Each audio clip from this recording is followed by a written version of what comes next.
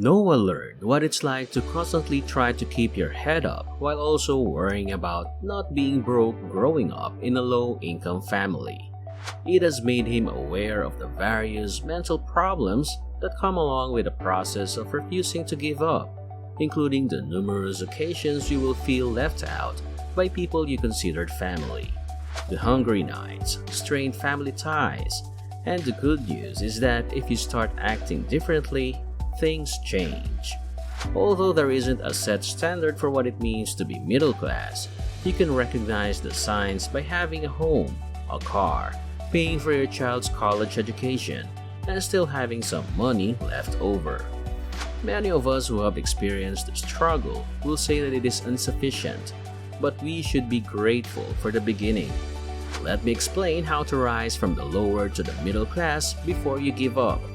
But before we get deeper, if you are new to this channel, hit the subscribe button and the notification bell so you don't miss any of our videos. So, without further ado, let's get started. Number 1. Believing that you can succeed. As a child, Noah saw his dad get up every morning with a frown on his face as a result of their previous arguments at night. He would then smile at him to cover it up. Later, Noah would overhear his mother complaining on the phone about how difficult life is and how worn out she is by their way of living, but they would deceive him into believing everything was fine. Noah had a vague idea of what life was like in the trenches while observing this from a distance. The idea that this is how life should be evolved into his mindset, behavior, actions, and way of life. Darren Hardy once said, "The key to becoming world-class in your endeavors is to build your performance around world-class routines." Little did he know that all this was a lie, and as he grew up, he came to realize that what he thought mattered if he wanted to be the man he dreamed to be. Noah isn't sure when he started believing it, but he just did. Every morning he got up, tapped his chest, and told himself, "I'm great and I can do it." Believing in yourself is the first step to rising out of the lower socioeconomic classes and into the middle class. Number 2. The people you surround yourself with. Nobody will ever tell you this, but successful people detest those who whine and are pessimistic, negative, and condescending. Not that they don't have flaws of their own, but engaging in them frequently makes you vulnerable to the energy of those around you. Because of this, they will avoid you and seek out individuals who have similar levels of energy. Many people try to steer clear of these undesirable characteristics because they primarily affect the lower social classes. But you can change that by teaching your mind to think positively, which will also influence your friends. Your friends can tell a lot about your behavior, so be ready to cut ties with those who always complain and start hanging out with those who have a positive outlook on life. You'll want to be like your new friends if they approach every challenge as an opportunity to learn something. The desire is where new opportunities arise and connections are made. Aditya Mehta once said that the mediocre have a very narrow perception of reality, and in turn, their lives. They see things as they are and not how they can be. If you think that this isn't enough to make you make some new positive friends, then keep in mind what he said. Number 3. Get friends that push you to be better.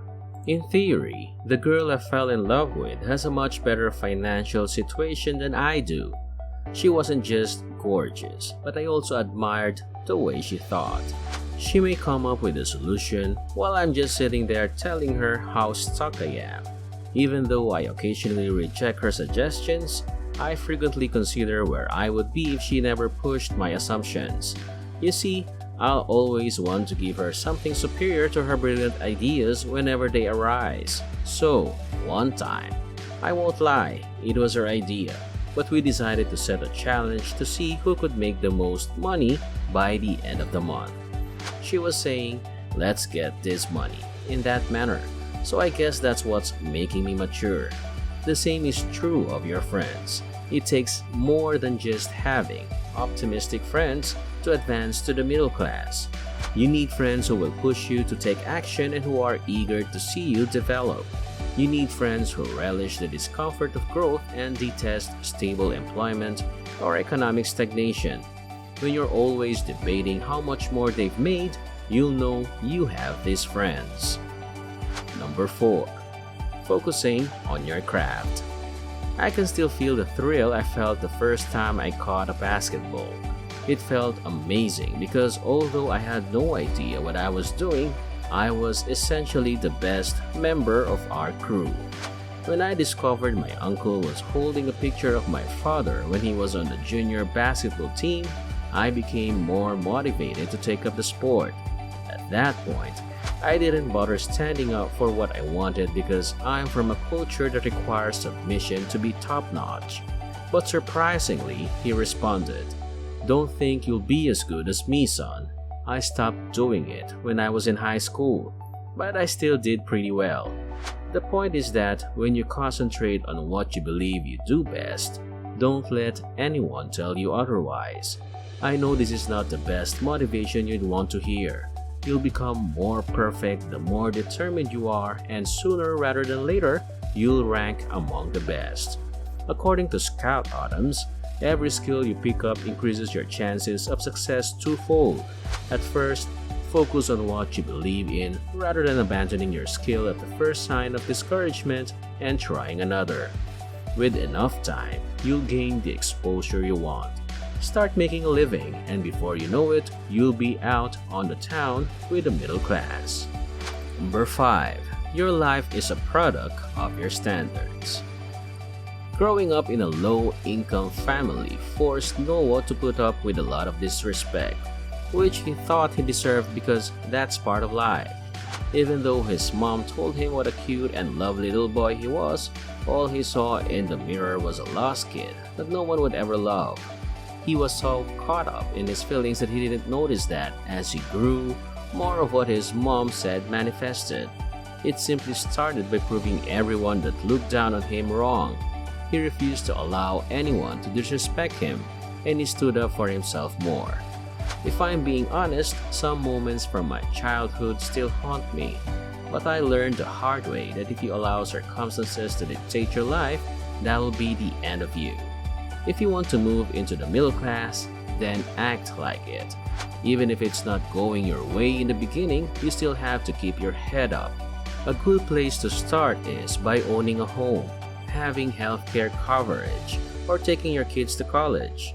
No one said that it's going to be easy, but if you want people to pay some respect to your name, you have to stop tolerating mediocrity. Number 6. Get a job. One indicator of whether someone will survive the trenches is whether they are making an effort, and there is no better way to do that than by obtaining employment. Because of their education levels, many people in the lower classes have experienced a great deal of rejection when looking for work, which has left them hopeless. They frequently overlook the fact that rejection affects everyone. The majority of those who lead lavish lives go through so many that they lose track. Getting a job is the first step towards becoming middle class. With that job, you can begin setting aside money for retirement, a house, a medical emergency fund, your children's college expenses, or a trip. You don't need to feel compelled to complete them all at once. Just keep moving forward at your own pace. I don't believe there is another way for you to enter the middle class besides winning the lottery.